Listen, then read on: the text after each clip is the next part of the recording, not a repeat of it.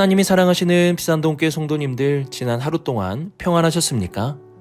오늘 우리에게 주시는 하나님의 말씀은 데살로니가 후서 1장 1절에서 12절까지 말씀입니다. 하나님의 말씀을 함께 읽겠습니다. 바울과 실루아노와 디모데는 하나님 우리 아버지와 주 예수 그리스도 안에 있는 데살로니가인의 교회에 편지하노니 하나님 아버지와 주 예수 그리스도로부터 은혜와 평강이 너희에게 있을지어다.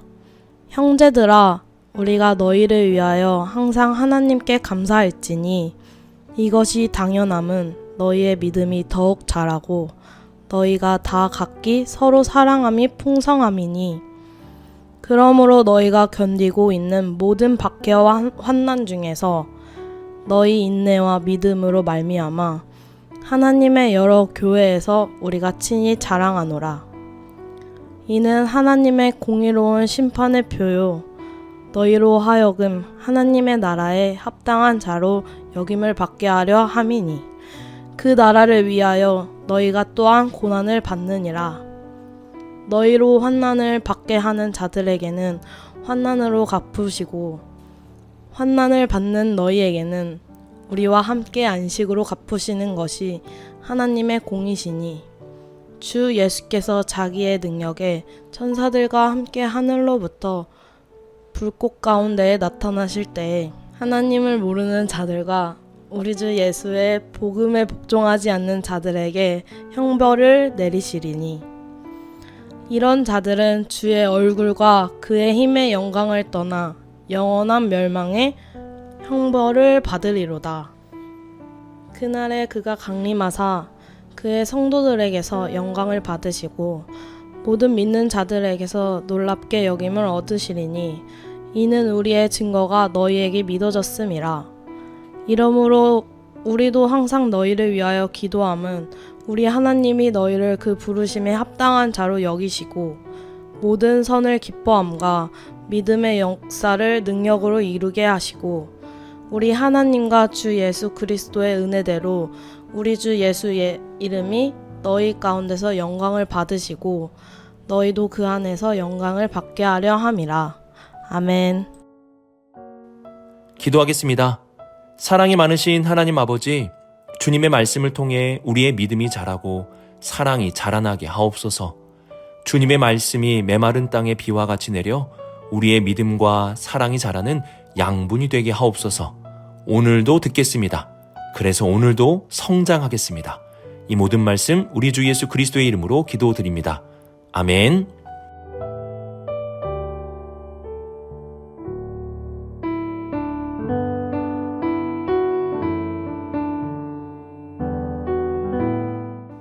바울은 데살로니가 교회 성도들에게 이전에 편지를 먼저 보냈었습니다. 그 편지가 우리가 어제까지 살펴본 데살로니가 전서입니다. 그리고 바울은 다시 한번 데살로니가 성도들에게 편지를 쓰게 되었는데요. 그 편지가 바로 오늘부터 우리가 살펴볼 데살로니가 후서입니다. 데살로니가 후서는 데살로니가 전서와 비슷한 내용이 많이 기록되어 있습니다. 이러한 반복은 중요한 것을 그들에게 다시 한번 상기시킴으로 잊어버리지 않게 하기 위함입니다. 또한 데살로니가 전서에서 하지 못했던 말들도 새롭게 데살로니가 후서에 기록하고 있는데요. 이는 이전에 미처 다하지 못했던 말을 전하고 새로운 문제 상황에 대해서 어떻게 교회 성도들이 대처해야 할지 그 길을 알려주고자 함입니다. 우리는 데살로니가 전서와 후서의 말씀을 이어서 보면서 반복되는 말씀이 있다면 다시 한번 기억하고 새로운 말씀이 있다면 무엇을 더욱 강조하고 있는지 살펴볼 수 있어야 합니다.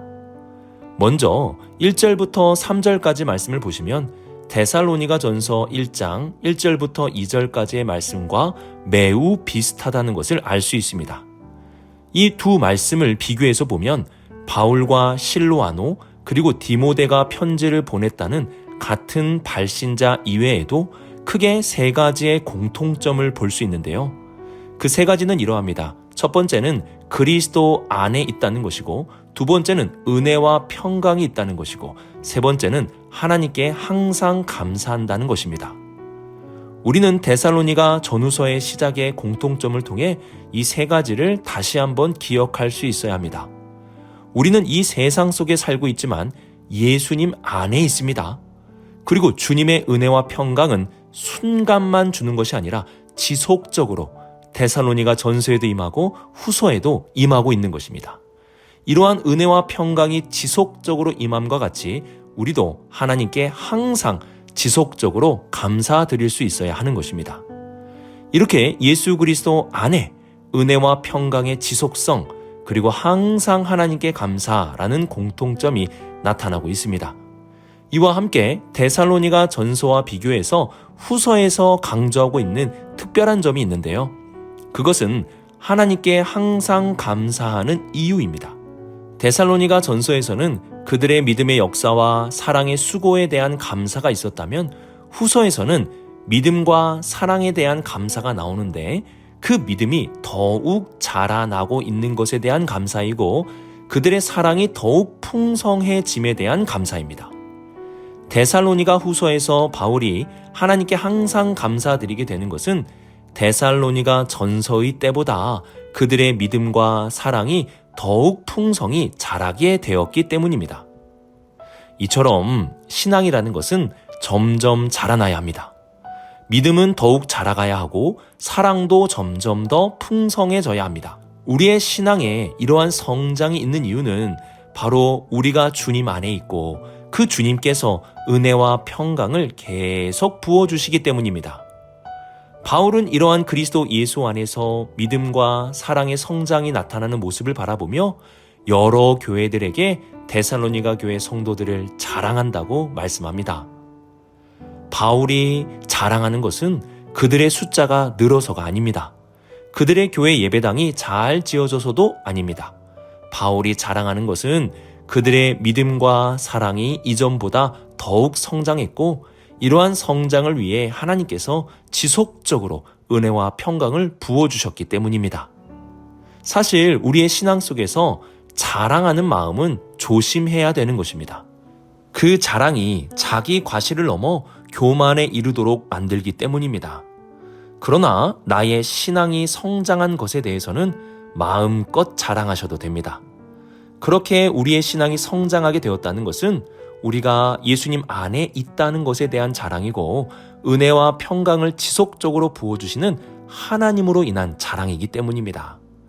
나는 주님 앞에 그리고 교회 앞에 자랑할 만한 신앙의 성장이 있습니까? 그 신앙의 성장이 있다면 그리스도 예수 안에 있음을 더욱 자랑하시고 은혜와 평강을 지속적으로 부어주시는 하나님을 자랑하는 우리 모든 성도님들이 되시길 주님의 이름으로 축복합니다.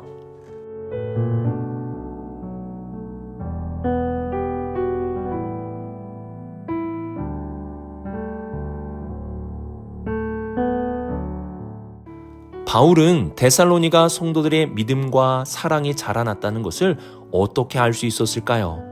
4절을 보시면 그러므로 너희가 견디고 있는 모든 박해와 환난 중에서 너희 인내와 믿음으로 말미암아 하나님의 여러 교회에서 우리가 친히 자랑하노라고 말씀합니다. 이 말씀에도 나타나듯이 믿음과 함께 인내가 나온다는 것을 주목해야 합니다. 믿음은 혼자 있는 것이 아니라 인내와 함께 나타납니다. 믿음이 있다는 것은 어떠한 환난 속에서도 참아내는 인내가 있다는 것을 말합니다. 또한 고린도전서 13장 보시면 사랑에 대해서 제일 먼저 언제나 오래 참고라고 말씀합니다. 사랑이 있으면 참게 되는 것입니다.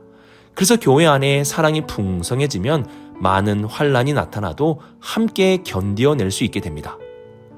데살로니가 성도들에게 바울이 다시 편지를 쓰게 된 이유 중에는 데살로니가 교회에 더욱 큰 환난과 핍박이 가해지고 있다는 소식을 들었기 때문입니다. 놀라운 것은 그러한 환난 속에서도 이들은 인내함으로 믿음과 사랑을 지키고 있었다는 것입니다. 5절을 보시면 바울은 심판의 표요라는 말씀을 하는데요. 우리가 환난 속에서 믿음을 지키면 이는 하나님께서 심판하시는 표가 되는 것입니다. 누구를 심판하십니까?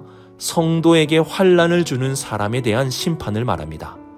또한 우리가 환난 중에 인내하고 믿음을 지키면 하나님의 나라에 합당한 자로 여김을 받게 된다고 말씀합니다. 고난은 우리의 삶을 힘겹게 만들지만 고난 속에서 우리가 믿음과 사랑으로 인내한다면 이는 심판의 표가 되고 하나님의 나라에 합당한 자가 되었음을 분명하게 보여주는 증거가 되는 것입니다. 우리는 고난이 와도 믿음과 사랑을 가지고 이렇게 인내해야 합니다. 왜 그러합니까? 이 땅의 삶이 전부가 아니기 때문입니다. 7절 하반절 보시면 주 예수께서 자기의 능력의 천사들과 함께 하늘로부터 불꽃 가운데 나타나실 때에 라고 말씀합니다. 하늘은 공간을 가리키기도 하지만 미래의 시간을 가리키기도 합니다. 이 땅의 삶이 전부가 아니라 하늘의 시간이 우리에게 있습니다. 그 시간은 바로 우리 주님이 다시 오시는 미래, 곧 재림의 날을 의미합니다. 그날은 믿음을 지킨 성도들에게 주님께서 안식으로 갚아주시는 날이고 성도들을 박해한 사람들에게는 형벌로 갚아주시는 날이 되는 것입니다. 우리에게는 이러한 10절 말씀과 같이 그 날이 있습니다. 이 땅에 삶이 있는 이 날이 있고 주님이 다시 오시는 그 날이 있는 것입니다. 그날은 우리 믿는 자들에게 놀라운 날이 될 것입니다. 우리가 믿음과 사랑으로 인내하면 그날은 놀라움의 날이 될 것이고 우리를 박해한 사람들에게는 영원한 형벌이 내려지는 날이 될 것입니다. 믿음과 사랑은 인내와 함께 나타나게 됩니다. 우리 안에 믿음이 있다면 그리고 서로 사랑하고 있다면 어떤 환난이 와도 인내하며 이겨낼 수 있습니다. 그리고 이러한 인내의 마음은 우리 주 예수 그리스도께서 다시 오시는 그날에 하나님의 나라에 합당한 자로 여김을 받게 될 증거가 될 것입니다. 믿음과 사랑으로 인내하심으로 주님의 날에 주님과 함께 그리고 믿는 자들과 함께 영원한 안식을 얻는 우리 모든 성도님들이 되시길 주님의 이름으로 축복합니다.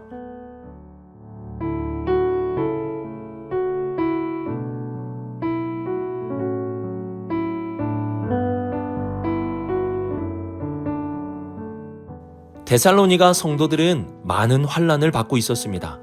놀라운 것은 그 환난 속에서도 더욱 믿음을 지키고 사랑을 풍성히 베풀고 있었다는 것입니다. 이러한 이들의 모습에 대해 바울은 하나님의 나라에 합당한 자로 여김을 받게 되었다고 말씀하였습니다. 오늘 말씀에서 이렇게 믿는 자란 어떠한 환난 속에서도 믿음과 사랑을 지키는 자들을 말합니다. 그래서 앞서 살펴보았듯이 인내와 믿음이, 인내와 사랑이 함께 나타나게 되는 겁니다. 인내가 없는 믿음이 없고 믿음이 없는 인내는 없는 것입니다. 바울은 고난을 통해 이들에게 믿음이 있다는 것이 분명하게 드러나게 되었음을 말씀합니다. 하나님의 나라에 합당한 자로 여김을 받게 된 것입니다.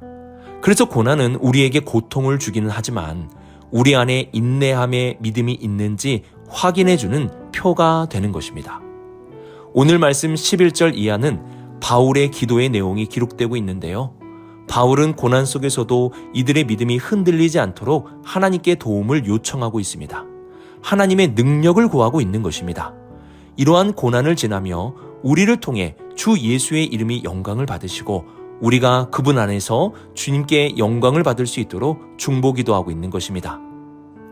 주님의 영광을 위해 살고자 하십니까? 어떻게 주님의 이름의 영광을 더욱 드러낼 수 있을까요? 고난 중에서도 믿음을 지키십시오. 인내하십시오. 더욱 사랑하십시오. 우리가 그렇게 살아간다면 그 모습이야말로 주님의 이름의 영광이 되고 주님의 날에 우리가 주님의 영광으로 드러나게 될 것입니다. 오늘의 말씀을 묵상하며 그리스도 예수 안에서 주님의 은혜와 평강을 지속적으로 받아 믿음과 사랑이 더욱 자라날 수 있기를 바랍니다. 우리의 자랑은 주님으로 인하여 나타나는 믿음과 사랑의 성장이 되어야 합니다. 또한 그 믿음과 사랑을 통해 인내함으로 고난을 잘 이겨내시기 바랍니다. 고난받음을 이상히 여기지 마시고 주님의 재림의 날을 바라보며 인내하시기 바랍니다. 그러면 그날에 주님이 다시 오시는 그날에 인내하는 자에게는 안식과 영광으로 박해하는 자에게는 영원한 형벌로 심판하실 것입니다. 주님 안에서 믿음과 사랑이 풍성하게 자라나서 주님의 자랑이 되시고 온 교회의 자랑이 될 수 있는 우리 모든 비산동교회 성도님들이 되시길 주님의 이름으로 축복합니다. 기도하겠습니다.